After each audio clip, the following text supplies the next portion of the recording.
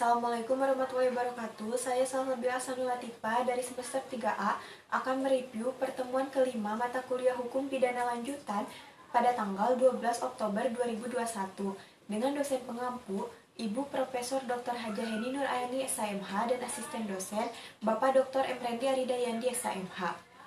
Bentuk 4 yaitu penganjur atau withlocking, yaitu orang yang menggerakkan orang lain untuk melakukan suatu tindak pidana dengan menggunakan sarana-sarana yang ditentukan oleh undang-undang. Jadi antara penganjur dengan menyuruh melakukan hampir sama, yaitu adanya usaha untuk menggerakkan orang lain sebagai pelaku material atau autor materialis. Syarat-syarat pemidanaan bagi penganjur atau penggerak. Yang pertama, ada kesengajaan untuk menggerakkan orang lain untuk melakukan perbuatan yang dilarang. Yang kedua, menggerakkan atau menganjurkannya dengan daya upaya atau sarana-sarana dalam pasal 55 ayat 1 sub kedua. Yang ketiga, pembuat material tersebut dapat dipertanggungjawabkan secara hukum atau dapat dipidana. Yang selanjutnya, bentuk kelima yaitu medelifting atau pembantuan. Diatur dalam pasal 56 KUHP, yaitu ada dua bentuk.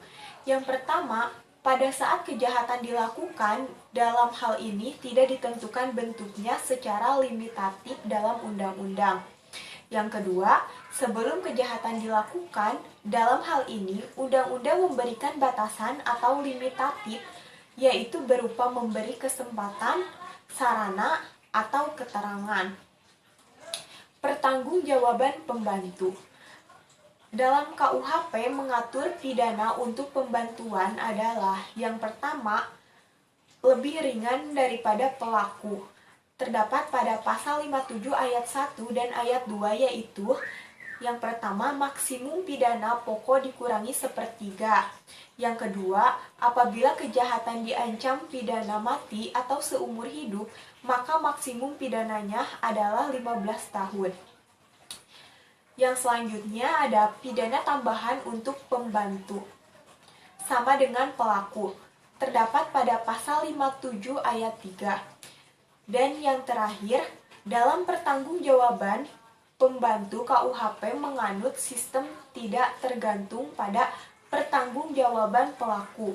Terdapat pada pasal 57 ayat 4. Selanjutnya, penyertaan dengan kealpaan atau culpos del nemi. Tindak pidana yang disebabkan karena kealpaan pada prinsipnya tidak dapat dipidana karena tidak mempunyai unsur kesengajaan. Misalnya yang pertama, memberi gunting pada B. Katanya mau menggunting kain, tetapi ternyata digunakan oleh B untuk melakukan kejahatan. Yang kedua, pada saat B memasuki rumah C dengan maksud mencuri, dia berkelakuan atau pura-pura kehilangan kunci. Sehingga ketika ketahuan oleh A yang sedang ronda tidak curiga bahwa B hendak mencuri. Bahkan C berusaha membantu B untuk mencongkel jendela rumah agar B dapat masuk. Berdasarkan contoh di atas, maka mereka yang membantu melakukan tindak pidana tidak dapat dikenakan sanksi pidana karena tidak mempunyai unsur kesalahan.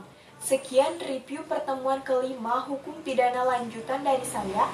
Wassalamualaikum warahmatullahi wabarakatuh.